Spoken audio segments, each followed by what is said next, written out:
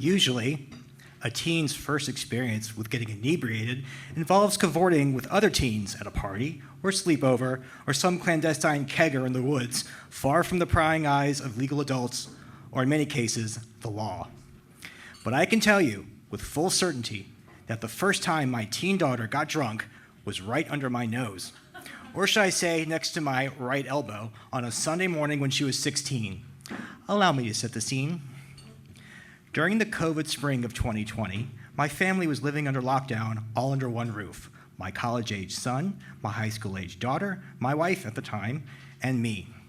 Unbeknownst to our kids, my spouse and I had previously agreed to end our marriage, but finances and an unprecedented global pandemic kept us cohabitating for the time being, and we had no choice but to wait it out.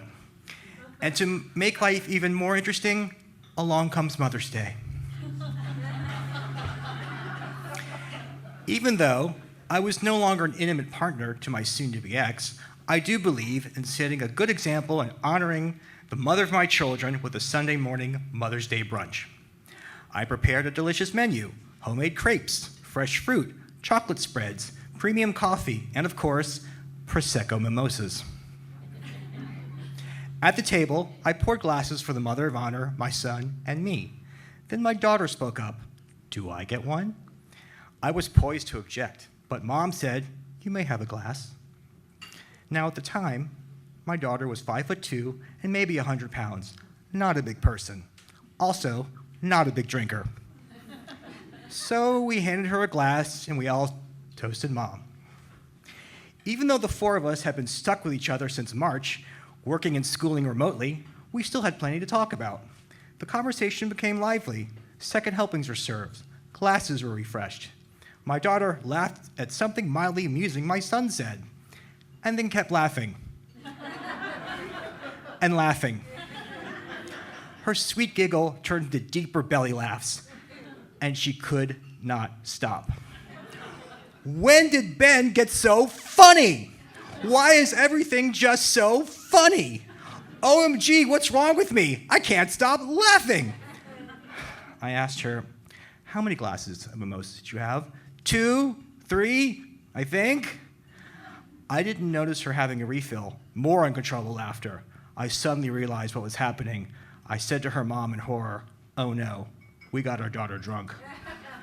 I'm drunk? This is drunk? Why isn't he drunk? Pointing an accusing finger across the table at her brother. You're such a lightweight, he said while rolling his eyes.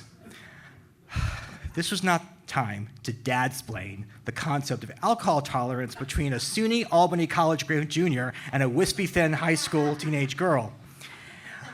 It was suggested that she go lie down in her room. Mom escorted her from the table and helped her bring down the laughter several noise levels until she fell asleep. It was like we had a toddler again who needed a nap. My son broke the silence with, she better not puke. Oh, can it, we told him. I cleared the table and washed the dishes. The mimosa pitcher was empty. Despite the worldwide pandemic, global lockdown, broken marriage, and the drunk teenage girl, I'd say it was a successful Mother's Day brunch. And no, my daughter never puked, and the marriage wasn't saved. But the four of us have a Mother's Day memory forever etched in family lore. I can't look at a bottle of Prosecco without thinking of the sound of my daughter's drunken laughter, and that if she's ever asked, who were you hanging out with when you first got drunk?